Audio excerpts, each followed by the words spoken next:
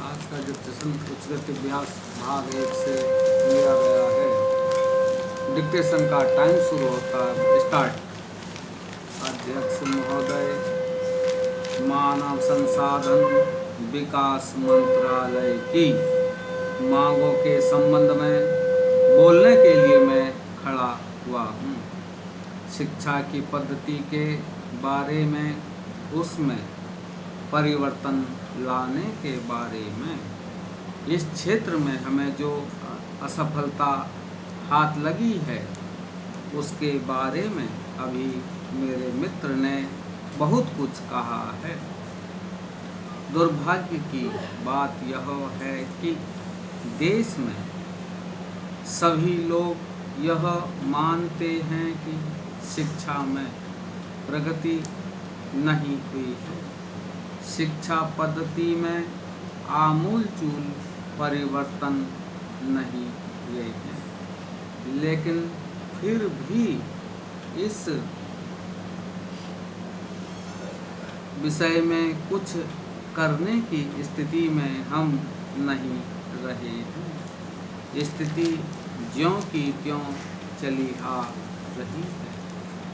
इतना होने पर भी शिक्षा की मद पर होने वाला जो खर्च है और जो उसके लिए धनराशि आवंटित की गई है वह भी बहुत थोड़ी है, लेकिन उस पर न जाकर मैं आपका ध्यान इस ओर दिलाना चाहता हूँ कि मर्ज बढ़ता ही गया,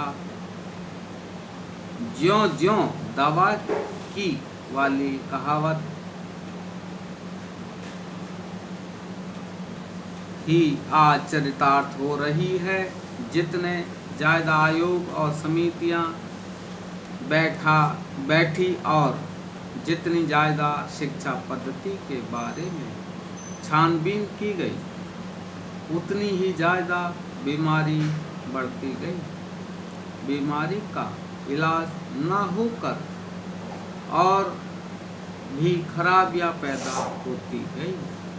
अभी मेरे मित्र ने माननीय मंत्री का ध्यान एक रिपोर्ट की तरफ दिलाया था। इस तरह की बहुत सी रिपोर्टें हैं। अभी सदस्य महोदय भी एक रिपोर्ट का जिक्र कर रहे थे। रिपोर्ट तो बहुत सी प्रस्तुत हुई है, लेकिन मंत्रालय ने उस पर कभी क्रियान्वयन करने की दिशा में कोई कदम नहीं उठाया। अपनी इस हालत को उन्होंने इसी सदन में स्वयं स्वीकार किया है। अपनी व्यवस्था को उन्होंने स्वयं यहाँ प्रकट किया है। इस विषय पर और अधिक न कहकर मैं आज के दिन मानव संसाधन विकास मंत्रालय का ध्यान दो विशेष विषयों की तरफ दिलाना चाहता हूँ। पहली बात तो मैं हिंदी के बारे में कहना चाहता हूँ। मंत्रालय का काम हिंदी का प्रसार और प्रचार करना है। हिंदी हमारे देश की राष्ट्रभाषा है।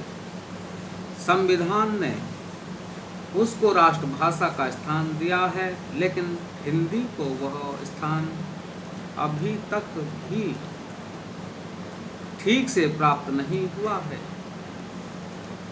इसके कई कारण हो सकते हैं। एक कारण हिंदी प्रेमियों का अधिक उत्साह हो सकता है।